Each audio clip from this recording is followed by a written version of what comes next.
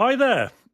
So thank you first of all for agreeing to take this little baby for a test drive. This is Storyline. What is Storyline? Well, Storyline is a writing harness and a writing platform combined. It does actually three things. It is going to help you structure your writing. So it's using VS Code, but I've basically adapted VS Code, number one. Number two, it's going to work as a writing harness, like a guide. It's not going to write the story for you, but it's going to take you step by step using a method called Save the Cat. Anyone who knows anything about narrative writing may have heard of it. It's been around for years. It was originally designed as a tool for writing screenplays, but it's been adapted also for novels, and it works absolutely brilliant. It is my go-to when I plan books. And then the third thing it does is it works as a compiler and a packager, which will enable you to preview how your book will look in print format and in ebook format, and then it will compile ready for publication. So it really does three things. If you've used Scrivener, it kind of works a bit like Scrivener. If you've used Vellum, it has a little bit of features of Vellum, but then it's got some AI thrown in for good measure. As I said, it's not there to write the book for you. I guess it probably would if you asked it to. There's no fun, is there, in that? But it will get you to the point where you have a fully worked through plan. And I do mean end to end, scene by scene, all the plot strands interweave. It's actually kind of phenomenal. Now, you can use one of three different AI platforms inside of this. You can use Claude Code, works the best, not going to lie. It's awesome with Claude Code, but it is also very good using Codex, which is OpenAI's ChatGPT coding platform, but also OpenCode if you want to use it with open source models. Now, I'm not going to show you in this short video how to do that, but I will show you how you can add open code. It's not that hard. And then what open source models that you want to use. And actually OpenCode does give you quite a lot of free use of some of their cheaper open source models or their weaker open source models, which for this may well be good enough. I'm going to quickly show you here, and it's definitely the best. So what do you do? Well, first thing you're going to need three things. Number one, you will need VS Code. Okay, VS Code, Visual Studio Code. So that's going to be your writing environment. Visual Studio Code is what we would call an integrated development environment. It's where developers will write their code and test their code and store and organize their code. But rather than code, we're writing fiction. So if you like, it is an integrated writing environment rather than a development environment. So that's the first thing you'll need. So just download VS Code. Okay. The second thing that you'll need is to download Node.js. Now, Node.js is what we call a kind of a package manager. It's an application that enables you to run JavaScript on your laptop. Honestly, doesn't matter. It's not relevant what it is and whether you understand what it is. But downloading this platform, this package onto your device, you will need Node.js. So just download it here. It's free. You will choose this LTS version, which should default anyway. You literally just go there and just download whatever it tells you to download and unzip it. That's it. Okay. And then, as I said, the third thing, you need to decide whether you're going to download Claude Code, OpenCode, or Codex onto your device. You need to do that. I'm not going to show you for this short video, but you need to decide which one of these three. You may want to use more than one, but make sure that you've got at least one of these downloaded onto your device. That's all you have to do. Okay, and now you're set up to go. So this is what we do. I'm going to open up Visual Studio Code. Okay, so this is just an empty folder. I've just literally double-clicked on the icon and I've opened up VS Code, and that's how it looks. The next thing I'm going to want to open an empty folder inside of VS Code. This will be my project folder. So I'm just going to grab a project folder. I've called it My New Novel. Okay, and it's completely empty. Let me just grab it here, drag it in, and open it up. And you can see here, look, if I just click on the little search icon, and there we are. So it's just, wrong one, sorry. Let me do that again. My New Novel. No, there it is, look. My New Novel, empty folder. Okay, and you can see at the top here, My New Novel as well. So I know I'm inside of my project folder, but there's nothing in there. I would always store my folders on cloud. I use Dropbox, up to you. But this does and will ask you to choose a backup folder. Once you get the project up and running, you'll be able to choose a backup folder, which is quite helpful. So let's see how it works. First thing you'll notice is when I've downloaded the platform is you'll actually be able to set up the environment so it suits you. So let's do that now. So you're going to need to download Storyline, and it's really easy. You just grab this here, providing you have opened up, or rather downloaded Node onto your device. You just go Terminal, New Terminal, and it opens up this terminal here on the right. Yours will likely open up at the bottom here inside of this. You'll likely see it here. I drag mine up here. I just prefer it on the right. I don't really like having rows. I prefer just columns.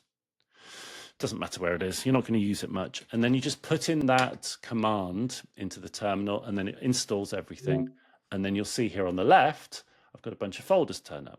So that's it. So it's now installed. Storyline is now installed on your device. You can get rid of this. You don't need it anymore. Or at least you don't need it for now. So let me show you how it looks. Now, the first thing you'll notice when you've downloaded this, your Markdown files will no longer look the same again, because Markdown usually has lots of like little, pound signs, hash signs, asterisks. Now it doesn't look. Now there you go. Look, can you see that? Choose backup folder. It's asked me to do that. I'm going to do it later. And if I choose later, Storyline backup, not so you can choose it right from the start. So now you can see this Markdown, and it now looks like really nicely formatted text. And you also see a little formatting toolbar at the top, including this thing called Typewriter, which I'll talk about in a bit. So that's the first thing. So it will open up all of your Markdown files so they look pretty. Second thing, if I just go into Manuscript here, and you'll see where it says Chapter 1. If I right-click on Chapter 1, I'll choose Open to the Side. What it does, funnily enough, it opens in the side panel. So rather than them all opening here, it actually immediately gives you the structure. This in the gray, this is your manuscript page. This is where you'll write your book. Now I've defaulted it so it's like this, because basically all I did there is I opened this one first, then this one. If I'd opened this one first, it would be here, and then this one. You get the idea. They're like open one after the other. But if you think I don't like it like that, you might decide to sort of change it around, drag this in here, drag this over there, and have it that way around. It's up to you. It doesn't really matter, does it? But you can see here, look, it's got these various headings. Typewriter. So if I just kind of start to type here, look, it just keeps me in the middle of the page.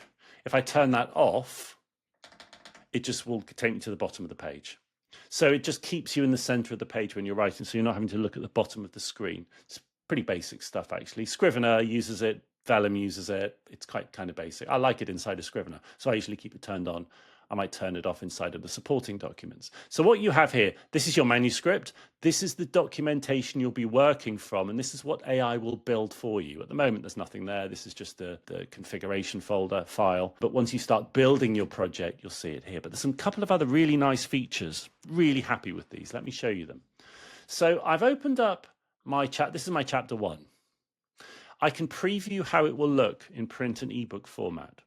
Now, it's a little bit fussy to do right now. I will make it easier with future builds. But if I just do Command-Shift-P or Control-Shift-P if I'm on a Windows device, and I just write Storyline into the menu search bar, you get all of these features.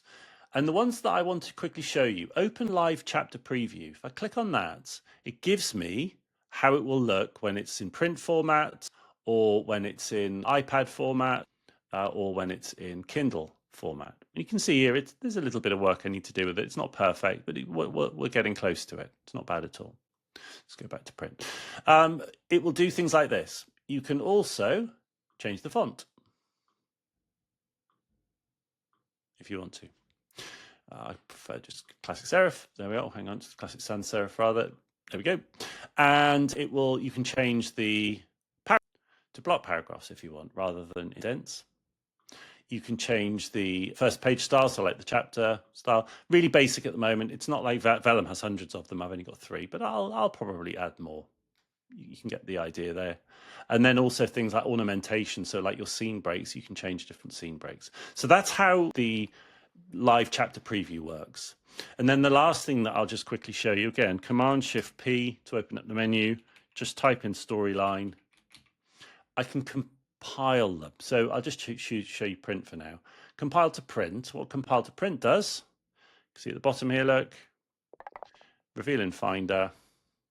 And there we go. So this is the front page, and then chapter, and then it shows me. Again, it's not perfect. I need to work on it, but and I will. But you get the idea. It's going to give you it's going to compile it ready for publication.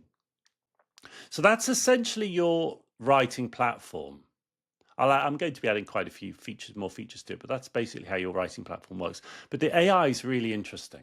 So let me show you how that works. The first thing you're going to want to do is, my strong suggestion will be to download one of the extensions. So whichever one of these you're going to use, Claude, Open Code, Codex, just download the extension. And it's very simple to do. You've got this little icon here on this bar. If you can't see this bar, it doesn't exist. If you're like, well, where is it? You just click on this little icon top right, and you just make sure you can see activity bar. Look, make sure that's visible. So I'm going to choose this little square. If you're on a PC, you might find it somewhere up here, but on a Mac it's down here. But you need these little squares. That's your extension icon. So look, if you just want to put Claude in there, grab Claude Code for VS Code, install it. Okay, install it, and you'll immediately, like, if I'm doing this, look, if I'm here, I'm like, well, where is it? Where is it? Where's the icon? You have to have something open to show the icon. So if I just go back in here, and I was just to go chapter 1, open, there we go, and then I would go down to the Claude MD, open to the side. Now you can see it there, look, okay? Just click on it, and it opens up Claude. Now, I like dragging it so that they're like this. So, because I don't like too many columns. I quite like it to give myself a bit more real estate when I'm working. So there we go. So I've got this is my helper documents, and this is my instance of Claude Code. What do you do? Really simple. You literally just do / storyline. That's it.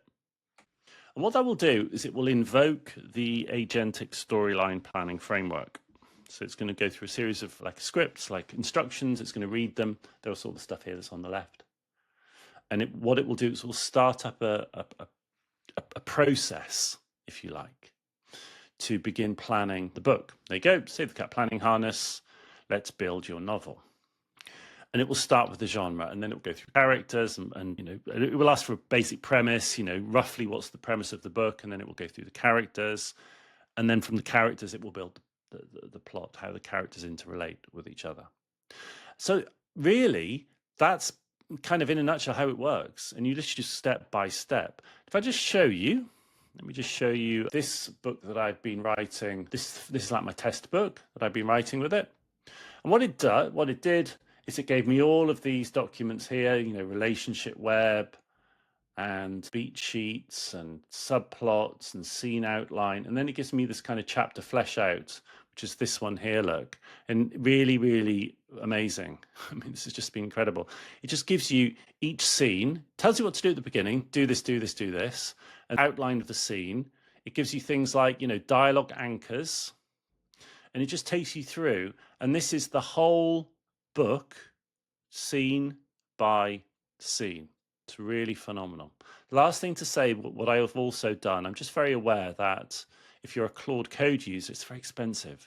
So I've built something in which is kind of intelligently orchestrates the agents to use particular models. So for the really kind of complex stuff, it will use Opus. For the most of it, we'll use Sonnet. And then for like the easy kind of get through that bit quickly, it uses Haiku. And this is going to save a lot on tokens. It's about 50% Sonnet and about 25% each of Haiku and Opus. The stuff at the end where it's kind of synthesizing everything, bringing everything together, uses Opus, but a lot of the kind of the bulk of it will be using Sonnet. So it is going to cut down on token cost. So that's it. So that's really how it works. I've used it literally. You can see here, I've built the whole book. I've just started to write it here. This is kind of the opening of this book I'm writing called The Winter Cipher, which is a young adult novel. It's actually not really young adult, actually. It's more kind of teenage. My son, my 10-year-old, read the beginning. He was like, "It's so good. I want to read more. When are you going to write it?" What's really sweet is he actually said, can I try? So I downloaded this onto his laptop, and he's now writing his own book. It's so cute. So have a play. Let me know how you get on. Really keen to know how you get on. And if you can see any improvements, then just fire them my way. Oh, actually, one other thing, sorry, before we finish rather, if you want to use open code, exactly the same, / storyline. Okay, exactly the same. Literally, I would just go / and it will start off the storyline process. If you're going to use slightly different, you can just say begin storyline. Just say begin storyline. What should work, and again, you have to try this because it's a little bit glitchy, to be honest with you. You can do a $ storyline, but I've actually found just saying begin storyline usually does enough. So give it a go. I'm finding actually Codex a little bit glitchy at the moment, so I'm not going to hang around on that. But you can see here, look, inside of open code, this is using GLM 5.1. It's doing exactly the same thing. So have a play with it, see how you get on, and yeah, give me some feedback.